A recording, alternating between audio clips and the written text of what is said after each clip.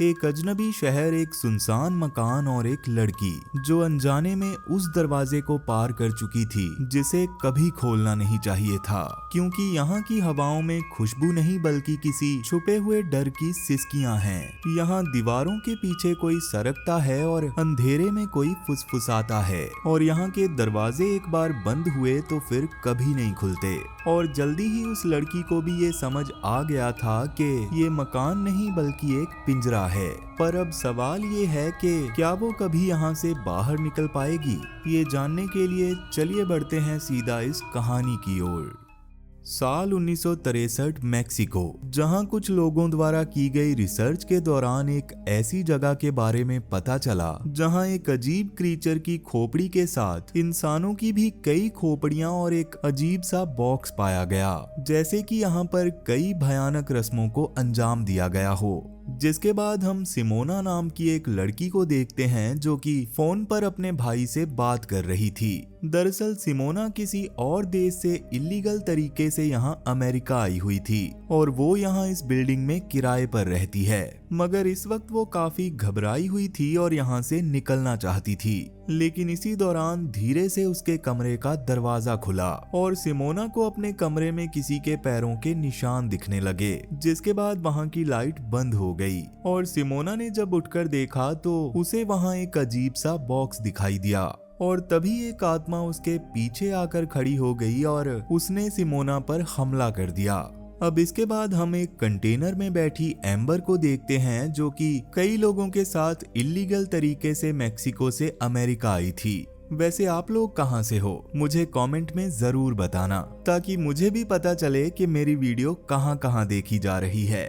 तो एम्बर को यहाँ एक कंपनी में सिलाई का काम मिल गया, लेकिन अब उसे रहने के लिए एक कमरा चाहिए था जो उसके बजट में हो, और उसकी ये ख्वाहिश भी पूरी हो गई क्योंकि उसे अपनी कंपनी में ही कुछ सस्ते कमरों की एड दिख गई। पर वो नहीं जानती थी कि ये कमरा उसी बिल्डिंग में है जहाँ सिमोना मरी थी। खैर एम्बर जब उस बिल्डिंग में पहुंची तो बिल्डिंग का मालिक रेड उसे उसके कमरे तक ले गया, पर वो कमरा काफी सस्ता था इसलिए उसकी हालत भी कुछ खास अच्छी नहीं थी। और रेड ने बताया कि ये जगह सिर्फ लेडीज के लिए है और यहाँ तुम्हारे अलावा फ्रेया नाम की एक और लड़की भी रहती है। यहाँ ना तो तुम स्मोक कर सकती हो और ना ही कोई पालतू जानवर रख सकती हो, और 9 बजे के बाद तुम्हारा कोई मेहमान भी नहीं आना चाहिए। और इसके साथ ही रेड ने एम्बर से 1 महीने का एडवांस भी मांगा, जो कि एम्बर को देना ही पड़ा क्योंकि इस वक्त उसके पास और कोई रास्ता नहीं था।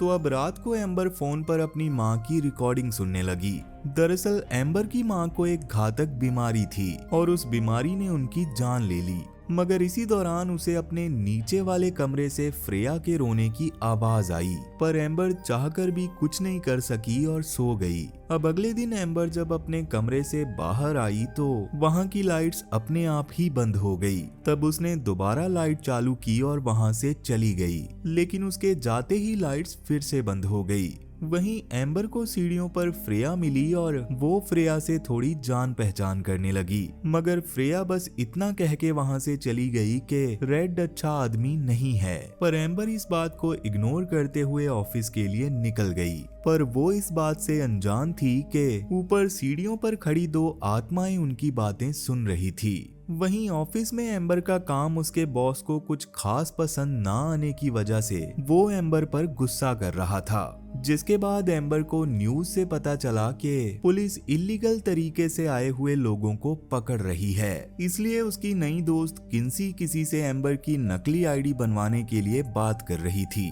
जिसके बाद उसने एम्बर को बताया कि वो आदमी अब 1000 की जगह $3000 मांग रहा है, और एम्बर ने कहा कि मैं कुछ ना कुछ इंतजाम कर लूंगी। जिसके बाद एम्बर अपने अंकल बेटो के घर आई, जो कि उसकी माँ का कजन है, और वहाँ उनकी बीवी और बेटा कार्लोस भी मौजूद थे। वहाँ एम्बर के अंकल ने उसे एक जॉब के बारे में बताया जिसके लिए उसे आईडी की जरूरत थी, और यहाँ पर काफी ठंड होने की वजह से एम्बर की आंटी ने उसे एक कोट भी गिफ्ट किया।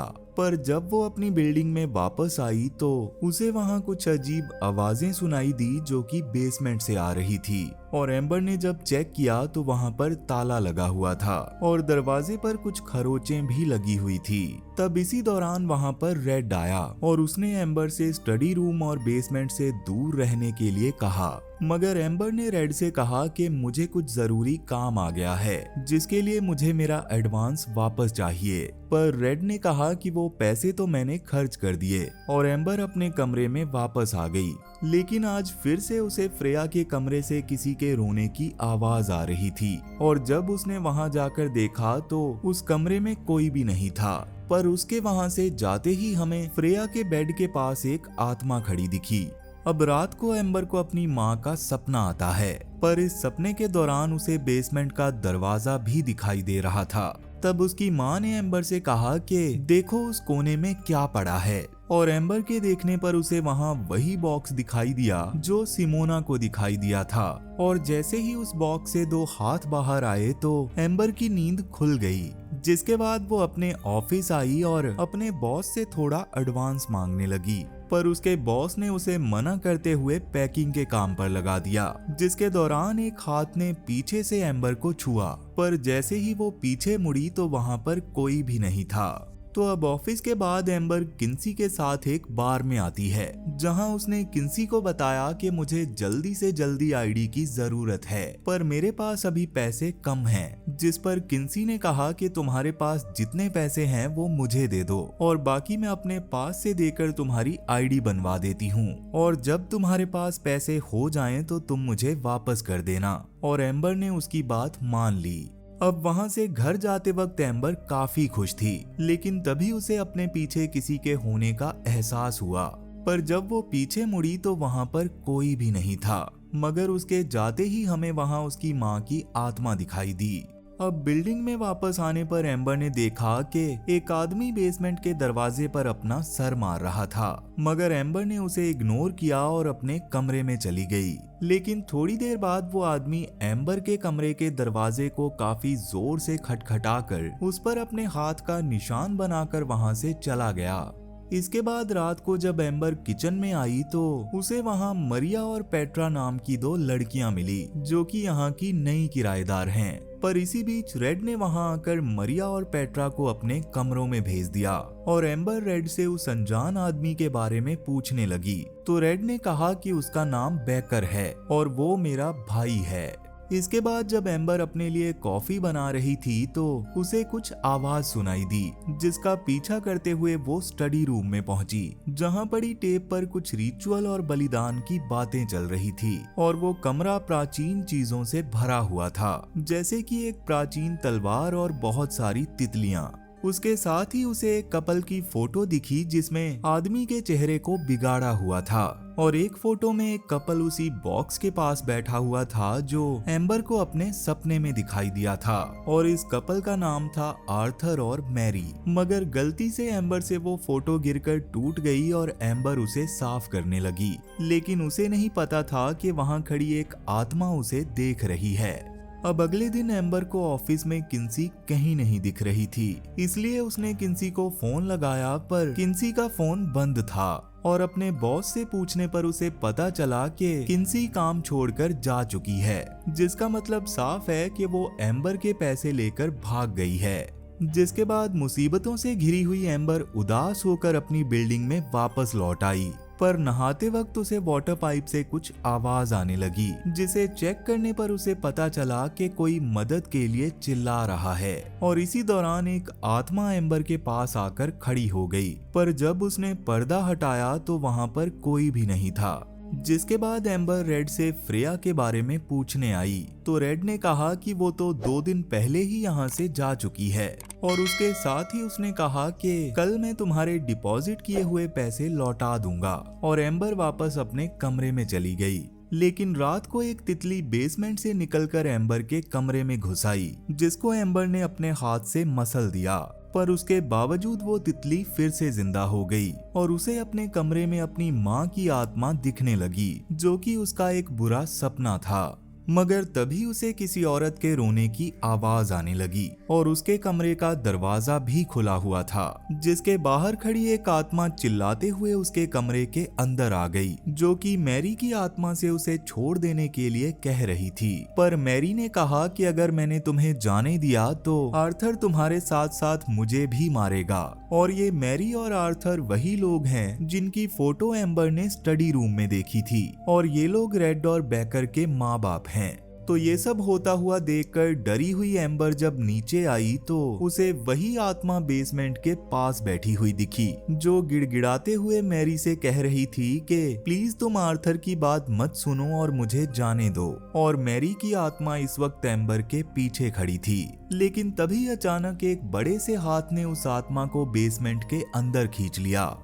तब डरी हुई एम्बर ने अपने अंकल बेटो को फोन किया और अपना सामान पैक करने लगी। उसने बेटो को सारी सच्चाई बताते हुए कहा कि मैं यहाँ से निकलना चाहती हूँ, पर मैं पुलिस को कॉल नहीं कर सकती क्योंकि मेरे पास यहाँ रहने के लिए पेपर्स नहीं हैं। इसलिए क्या आप मुझे यहाँ से ले जाओगे? पर बेटो ने कहा कि मैं अभी तो कहीं बाहर हूँ, लेकिन वापस आने के बाद मैं तुम्हें यहाँ से ले जाऊंगा। जिसके बाद एम्बर रेड के कमरे में गई जहाँ उसे बेकर मिला, और उसने एम्बर से कहा कि रेड बाहर गया हुआ है, पर जैसे ही वो वापस आएगा तो मैं उसे तुमसे मिलने भेज दूंगा।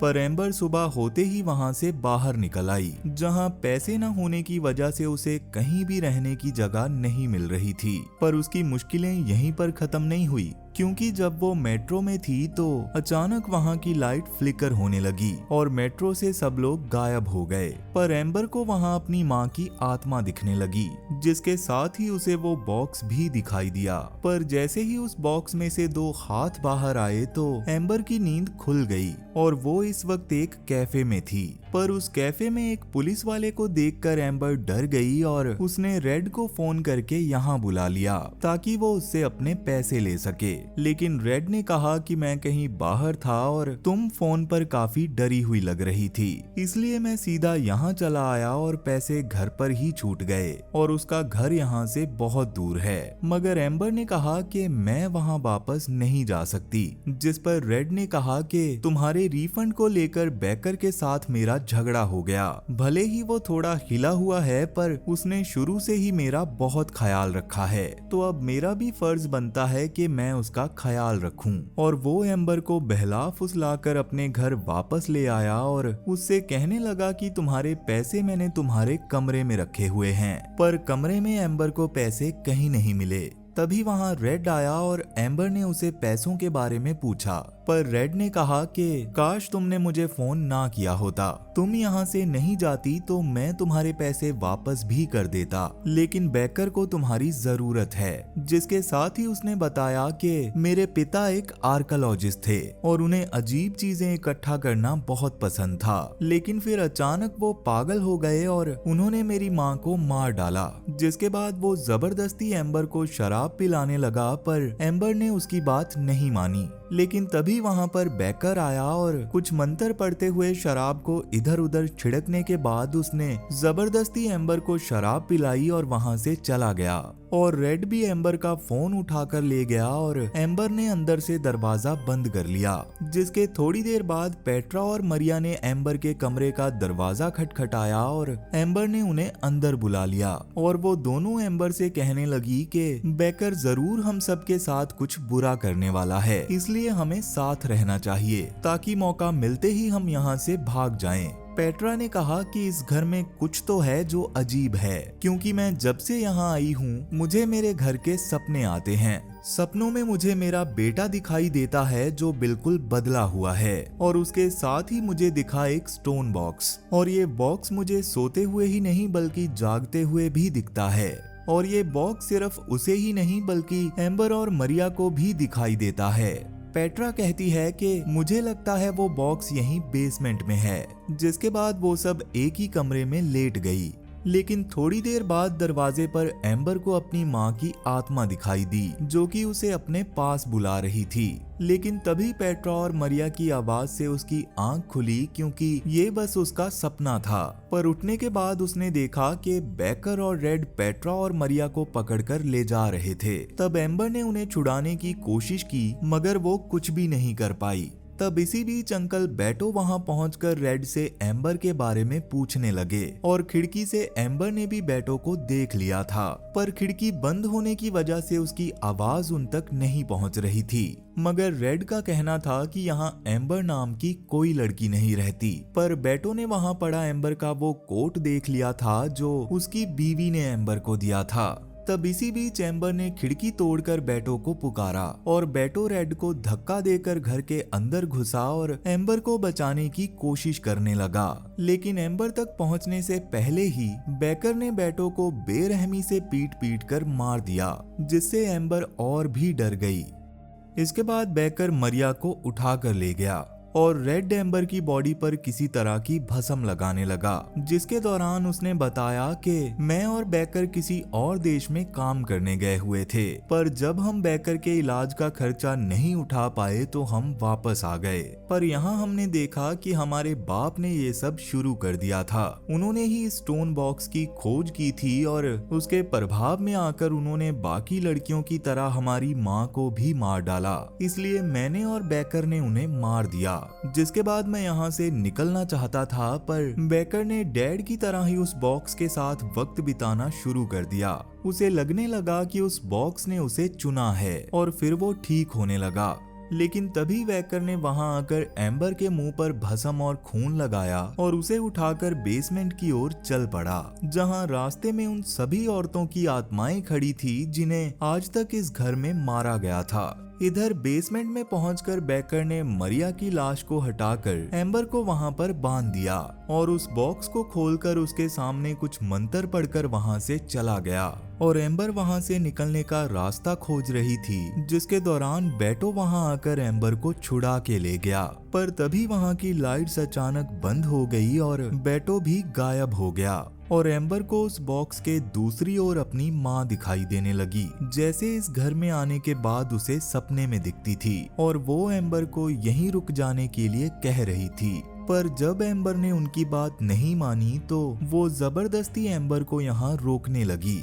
दरअसल ये जो भी हो रहा था वो एम्बर के सपने में हो रहा था, क्योंकि असल में एम्बर अब भी वहीं पर लेटी हुई है और उस बॉक्स से एक अजीब सा क्रीचर बाहर आ गया है, जिसके पेट पर हाथ लगे हुए हैं और उसका चेहरा भले ही ऊपर था पर उसका मुंह पेट के नीचे था। और ये चीज ही एम्बर को वो सपना दिखा रही है और उसे वहीं रोकने की कोशिश कर रही है ताकि ये बेहोशी में ही उसे मार सके।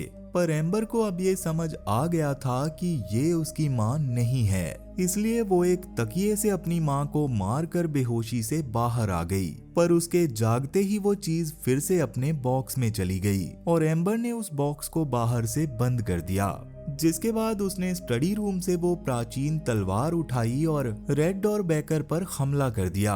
और इस हाथापाई में बेकर ने उसका एक पैर तोड़ दिया और जब पेट्रा ने एम्बर को बचाने की कोशिश की तो उसने उसे भी नीचे फेंक कर मार डाला, जिसके बाद वो एम्बर का गला दबाने लगा। लेकिन एम्बर ने उस तलवार के एक छोटे से टुकड़े से उसका गला काट दिया और फाइनली उस तलवार से उसे मार दिया, जिसके बाद उसने अपनी जगह रेड को बेसमेंट में ले जाकर बांध दिया और उस क्रीचर ने रेड का सर खा लिया। लेकिन इस सब के बाद जैसे ही एम्बर वहां से बाहर जाने लगी तो उसे वहां पर रेड की आत्मा और उस बॉक्स से निकली काफी सारी तितलियां दिखी और तभी एम्बर का पैर और उसके जख्म अपने आप ही ठीक हो गए, क्योंकि इस बार बेकर ने नहीं बल्कि एम्बर ने बलि दी थी।